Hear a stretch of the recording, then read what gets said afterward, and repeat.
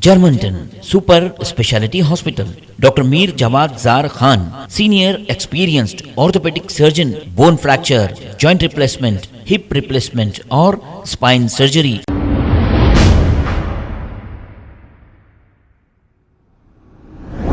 अस्सलाम वालेकुम नाजरीन, 7H न्यूज सच को रखे आपके आगे। यहाँ पे बैठे हुए मेरे मन में एक पुरानी बात आई।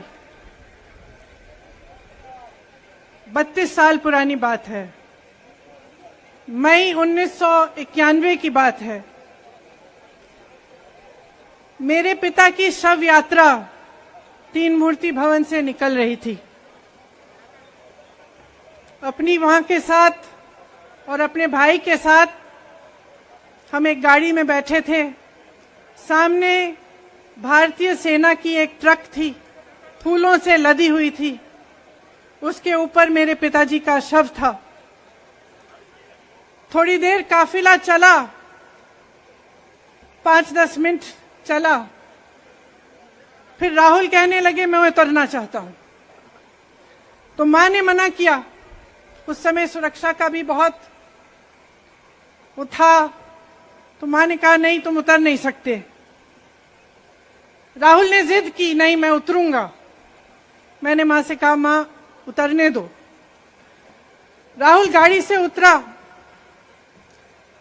उस सेना की ट्रक के पीछे खड़ा होके चलने लगा और तीन मूर्ति से लेके कड़ी धूप में अपने पिता के जनाजे के पीछे पीछे पैदल चलते चलते चलते चलते यहां पहुंचा। इस जगह से कुछ 400-500 गज दूर यहां पर मेरे शहीद पिता के अंतिम संस्कार मेरे भाई ने किए।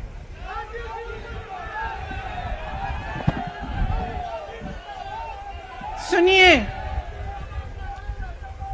वो चित्र मेरे दिमाग में अभी भी है, मेरे मन में है। मेरे पिता का शव इस तिरंगे झंडे में लपेटा गया था। इस तिरंगे के नीचे मेरे पिता का शव था और उसके पीछे चलते चलते मेरा भाई यहां आया। उस शहीद पिता का अपमान भरी संसद में किया जाता है।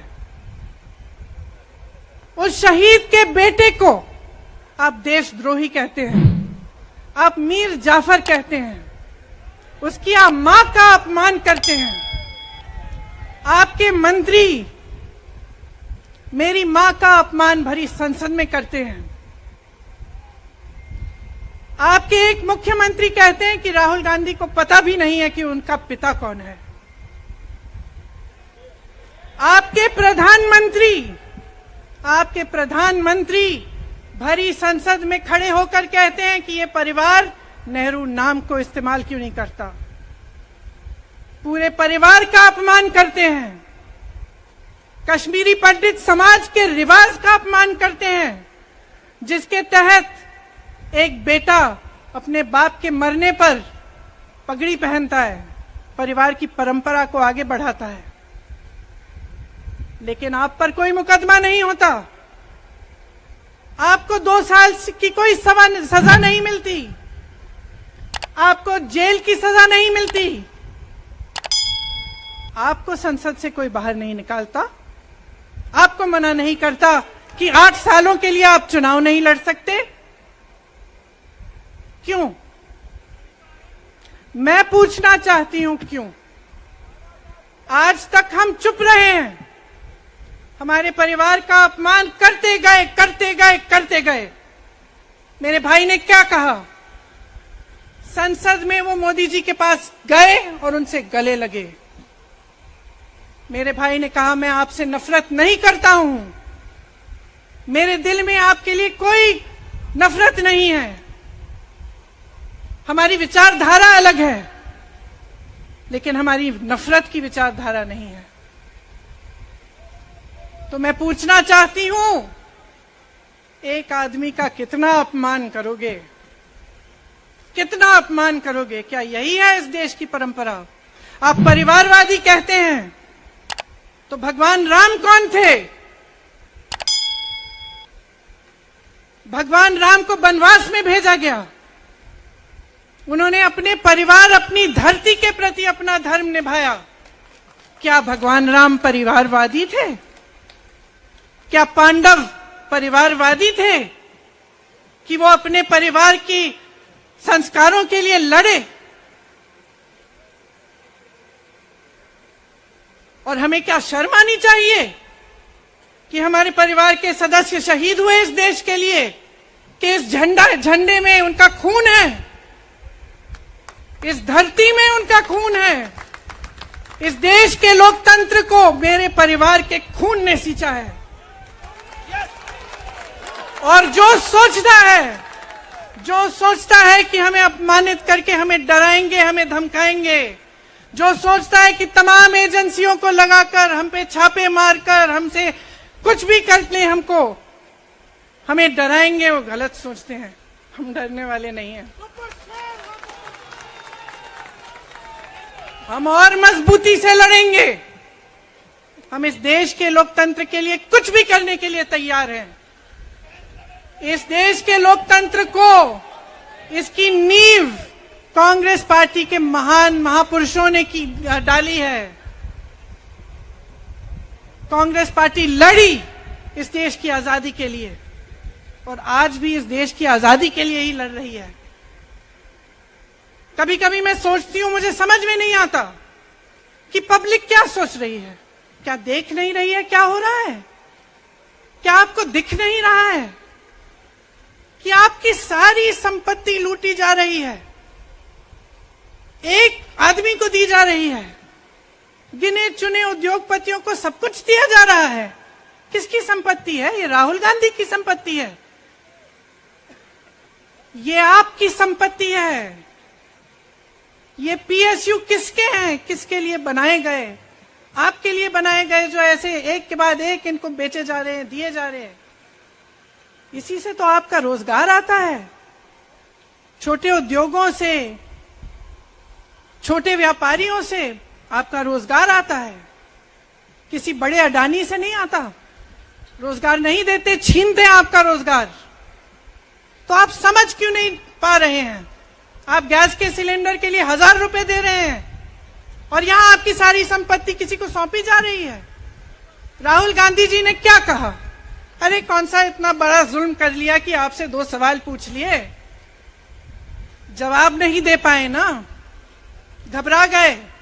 और जो अहंकारी होते हैं, तानाशाह होते हैं, क्या करते हैं? जब सवालों का जवाब नहीं दे पाते तो पूरी सत्ता को लेकर जनता को दबाने की कोशिश करते हैं। जो सवाल उठाता है उसको दबाने की कोशिश करते हैं। आपने कभी सोचा है, आंखें खोलिए, आपने कभी सोचा है कि ये पूरी सरकार, ये सारे मंत्री, ये सारे सांसद एक आदमी को बचाने की क्यों इतनी कोशिश कर रहे हैं? इस अडानी में है क्या कि इसको आप सारी संपत्ति दे रहे हो देश की? 20 हजारों करोड़ शेल कंपनियों में इनकी हैं और आप इन पे इंक्वायरी नहीं कर सकते।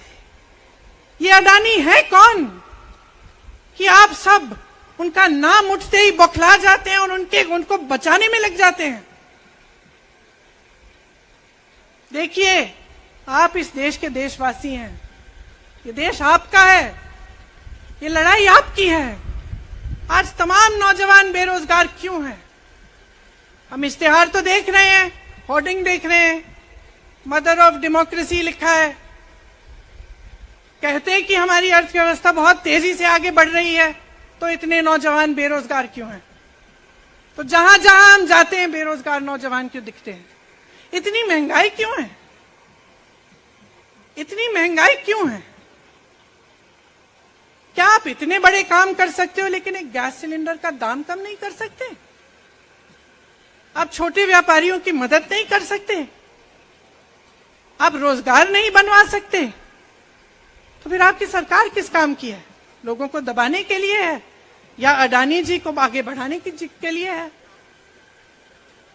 तो आज ये समय आ गया है कि हमें गंभीरता से सोचना पड़ेगा। ये सरकार पूरी कोशिश करती है कि आपका ध्यान भटकाया जाए, अब आप सोचिए, कन्याकुमारी से कश्मीर तक एक आदमी चला, उसके साथ लाखों लोग चले। क्या पैगाम लेके चला, किस लिए चला, उसके दिल में क्या भावना थी कि लाखों लोग देश भर से उससे जुड़ के चले? समता, एकता की भावना थी। आज आपके सारी मीडिया, आपके सारे मंत्री, आपके सारे सांसद, आपके सारे कार्यकर्ता कह रहे हैं कि राहुल जी ने विदेश जाकर देश का अपमान किया, राहुल जी ने एक वर्ग का अपमान किया। क्या एक आदमी जो कन्याकुमारी से लेकर 5000 किलोमीटर कश्मीर तक चल के ये रोज रोज कहता है कि इस देश को एक होना चाहिए, सबको समान दृष्टि से देखना चाहिए, क्या ये आदमी देश का अपमान कर सकता है? क्या ये आदमी एक वर्ग का अपमान कर सकता है? तो ये आदमी क्या कर रहा है? ये आपकी आवाज उठा रहा है। ये क्या कह रहा है? कह रहा है कि गरीबों को अपना हक दो, नौजवानों को अपना हक दो, महिलाओं को अपना हक दो। यही तो कह रहा है। और हक क्या है? हक ये है कि जो आपका है वो आपके हाथों में जाना चाहिए, किसी बड़े उद्योगपति के हाथ में नहीं, जो प्रधानमंत्री जी के मित्र हैं। ये है आपका हक। उसी हक की लड़ाई लड़ रहा है। तो आप समझिए, ये एक इंसान की बात नहीं है, ये एक राहुल गांधी की बात नहीं है, ये पूरे देश की बात है। जब हम कहते हैं लोकतंत्र को बचाना है, तो हम किस बात की को बचाने की कह रहे हैं? क्या कह रहे हैं हम? लोकतंत्र क्या होता है? खुल के जवाब मांगो, सवाल उठाओ। यही तो लोकतंत्र है कि आपको कोई आपत्ति है, कोई समस्या है, आप किसी के पास जाकर अपना हक मांग सकते हैं। आप कह सकते हैं, भाई हमारे लिए ये क्यों नहीं किया, इतनी महंगाई क्यों है, हमारे लिए रोजगार क्यों नहीं बनाए।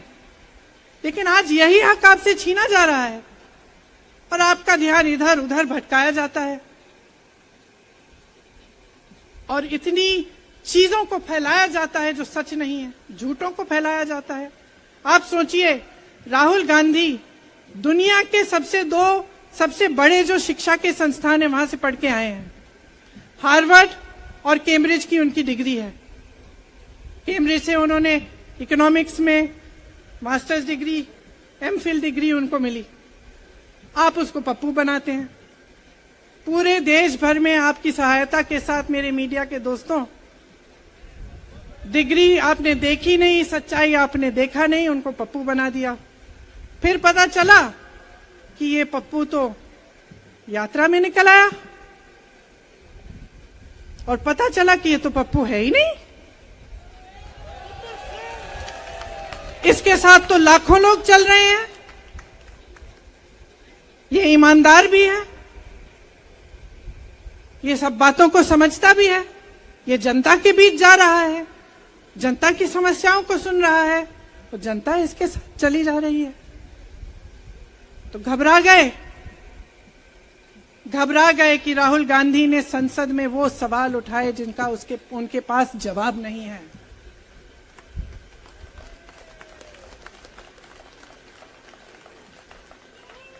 क्या किया सुन लीजिए।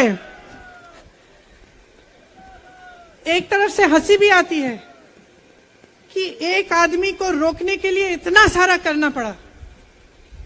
जिस आदमी ने राहुल जी के खिलाफ सूरत में कंप्लेंट लगाई, आपको मालूम है कि पिछले साल उसने खुद कचहरी में जाके बोला इस पे आप स्टे लगा दीजिए। 1 साल के लिए अपने ही केस पे स्टे लगवाया। फिर वापस कब गए केस खुलवाने के लिए? राहुल गांधी के संसद में अडानी पे के भाषण देने के 1 हफ्ते बाद। 1 हफ्ते बाद वो आदमी वापस जाता है, कहता है केस खोल दी, सुन लीजिए अब हम तैयार हैं। 1 महीने के अंदर अंदर जज कह देते हैं कि राहुल गांधी को 2 साल की सजा मिलेगी।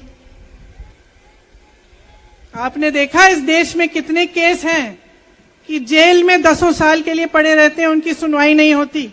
ये तो सुनवाई भी फट से हो गई, जजमेंट भी फट से हो गई, सजा भी फट से हो गई। और आपने कह दिया अगले दिन कि 8 सालों के लिए ये चुनाव नहीं लड़ सकते, संसद से बाहर कर देंगे इनको। वाह वाह वाह वाह वाह वाह, बहुत धैर्य है आप में। अरे कायर हैं, कायर है इस देश का प्रधानमंत्री। लगा दो केस मुझ पर, लगा दो केस मुझ पर, जेल ले जाओ मुझे भी, लेकिन सच्चाई ये है कि इस देश का प्रधानमंत्री कायर है।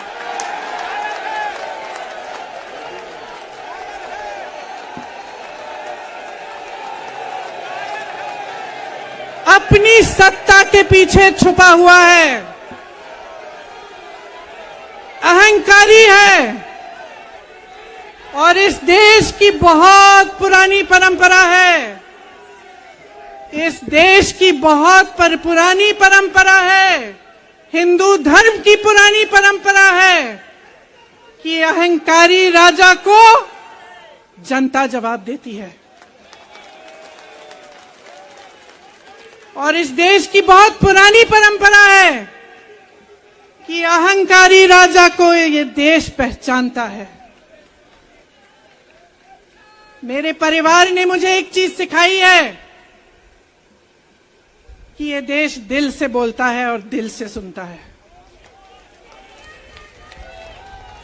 ये देश सच्चाई को पहचानता है, और मैं जानती हूं कि आज वो दिन है जब से सारा कुछ बदलने लगेगा।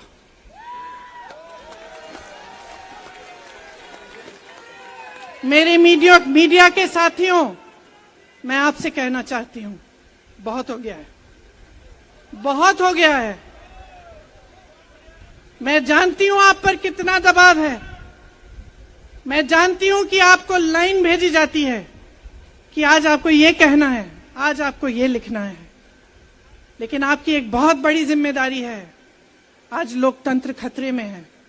अगर सरकार सवाल उठाने वाले को 8 सालों के लिए संसद से निकाल सकती है, अगर कह सकती है कि तुम्हें चुनाव लड़ने की ही इजाजत नहीं है, तो बहुत गड़बड़ है, बहुत गलत हो रहा है, और ये लोकतंत्र के लिए ठीक नहीं है, ये इस देश के लिए ठीक नहीं है।